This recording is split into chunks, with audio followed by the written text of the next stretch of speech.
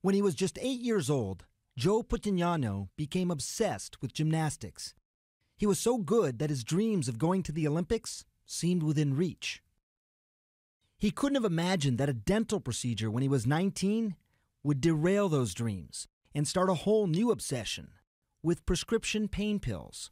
It just worked. It clicked. It was like the stars weren't aligned, and I've never felt anything like it. This time, it was Percocet, but the high Joe felt from all sorts of opiates eventually led him to another opiate delivery system, heroin, one of the most dangerously addictive substances on the planet, nearly impossible to escape.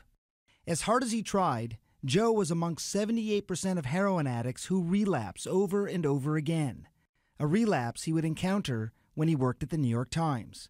Many attempts to get clean? Yeah, I was 27 years old, and the New York Times had sent me to rehab. I was so grateful, still am. And it was there that a therapist suggested I go back to something I was passionate about, which was gymnastics. In my eyes, I was a failure in gymnastics. My only goal was to go to the Olympics, and I didn't. So to go back to that sport was to walk into humiliation. I went back to it in rehab. I started doing handstands and push-ups just to kind of gain a sense of what that would feel like. And this fire inside of me, I should say a spark, kind of ignited. No surprise, it felt pretty good. And after rehab, Joe caught a break and started performing on Broadway. But the thing about heroin is that the possibility of a relapse was always waiting there for him in the wings. I managed to stay clean for a year and a half, and I was on, amazing, my life changed. I was performing on Broadway. Couldn't believe it, I was a heroin addict, and here I am performing on Broadway.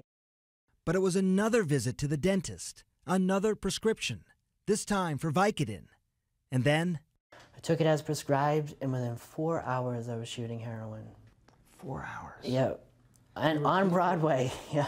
You were clean for a year and a half, performing on Broadway. You get a FDA-approved medication from a doctor, and within 4 hours.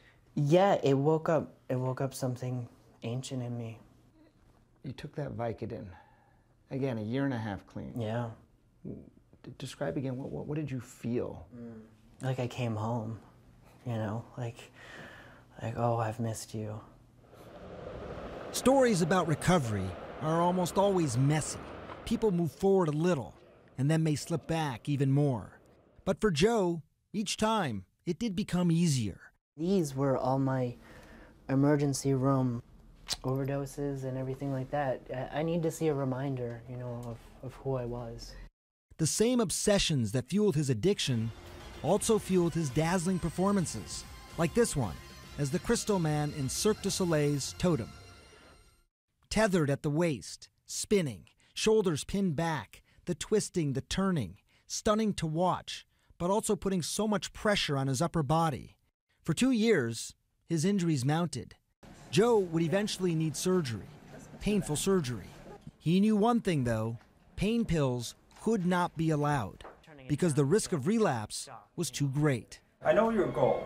Yeah. Your goal is to avoid anything that you had a problem with in the past. Of course. You decided to let us follow you along for your shoulder operation. Why did you do that? At first I didn't want to because it felt like a very private thing. And then I remembered, what I had gone through. And I was like, this could actually help people. Joe came through those operations with flying colors. Instead of opioids, he was given a nerve block, anti-inflammatories, even acupuncture. It worked for him.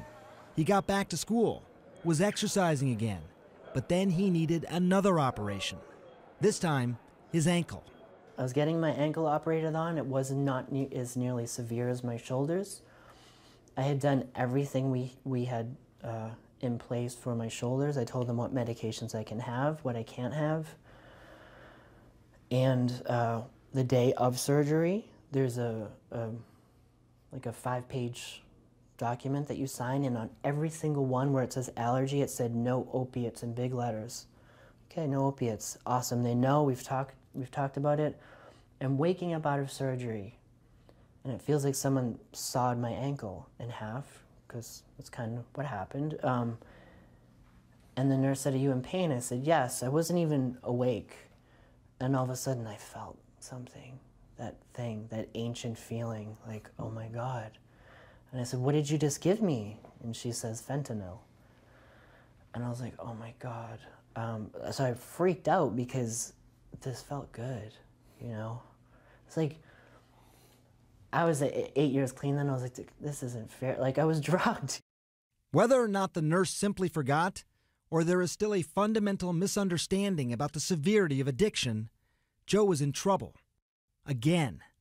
But this time, the brutal years he had endured through recovery paid off. This time, there were no more pills, no more heroin, no more relapse. So this is the old apartment I used to live in. Literally across the hall. Yep, 15 years ago when I was a heroin addict. It was actually during 9/11, and my apartment was full of syringes. And Is that right? it's interesting now living the life I do, because it's like you make that one decision that changed your life. When I walk down the hall, I take a right and not a left. That was the old Joe, this is the new Joe. Yeah. And his first obsession, his first love really, is still very much a part of his life.